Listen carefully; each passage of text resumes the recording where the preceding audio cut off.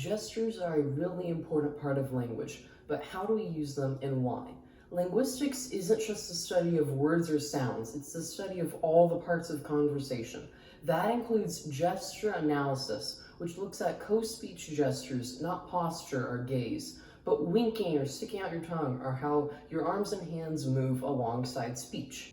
Just to be clear, this isn't about sign languages. Those are systematic and rule-governed with elaborate syntax and vocabulary.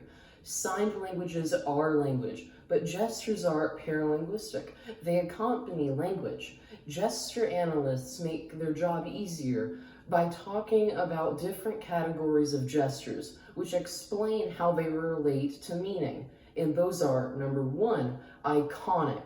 These gestures represent a literal object, such as a flat surface or a car weaving through traffic. Number two, metaphoric, gestures that symbolize an abstract concept, like before and after are working together. Three, dietic, that's pointing to things, positioning yourself to people or places or things, like pointing behind the camera or over there. Number four, pragmatic, like offering the floor to someone or don't bother me right now. And finally, beat, the rhythm of gestures alongside the natural stress patterns of speech. All these categories, I'm really self-conscious about all the moves I'm making now ever since I started working on this project.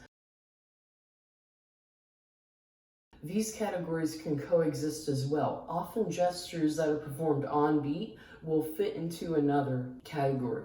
There's one more type of gesture that serves a slightly different purpose: emblems.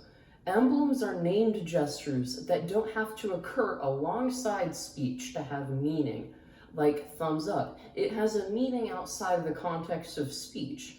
In a lot of the world, you can flash someone the thumbs up and they'll almost always understand that you're signaling approval or that everything's okay. But if you swap the fingers, it doesn't really have the same meaning. The form of the gesture is tied to the established meaning. It's an emblem, which means it's not universal. The meaning is learned and the context can change it. That thumbs up, in some countries it used to be rude, but because of globalization, that's no longer the common reading there. Although there will be people that do remember its rude history and can still interpret it this way. Emblems can change definition over time. They can be created and they can be forgotten. I would demonstrate that by dabbing, but I don't want a meme of that to haunt me for the rest of my life. So why do we do it?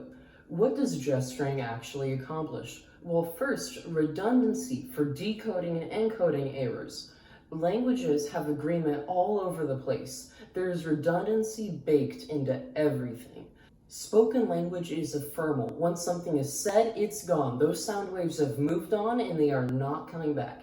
Gesture is another form of redundancy. It doesn't matter if a loud drove by at just the wrong time. You might have figured out a vague idea of what was being said. Next, you can show emphasis and importance, or if you're explaining an abstract concept, using metaphoric gestures to visibly explain things can help make it clear, either in your conversation or just in your own head. And sometimes it's so much easier and clearer to get just to the point. Gestures are important to communication. So important that if our hands and arms are unavailable, we will use our heads, our eyes, our other limbs to compensate.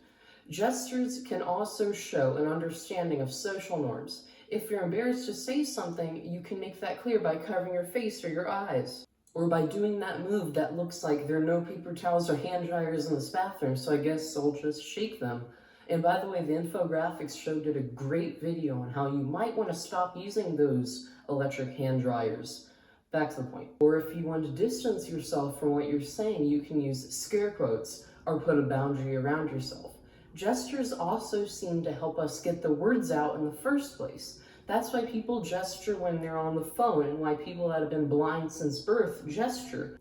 Gesture is essential to language. It helps us communicate more effectively and more elaborately, and to pass on information and feelings that are difficult to put into words. Gestures are basically emojis for the real world.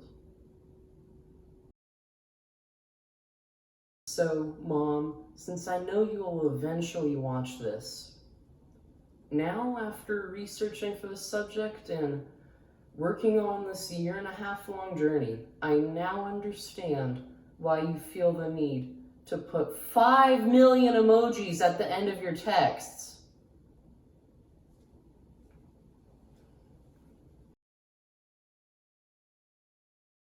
Thank you for watching. This video has been in the works for about 1.5 years, involving the help of my friends. 75 hours worth of voice recordings, some of which were me sending words I didn't even know existed, to develop a deepfake voice of myself saying this exact script in this exact same spot. You can see that version in the link, or whatever I decide to put it. Maybe in the eye, I don't know. I'm going to be editing this thing in a long time away.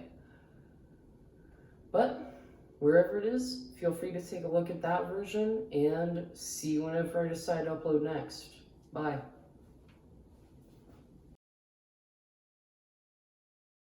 You doing okay, bud?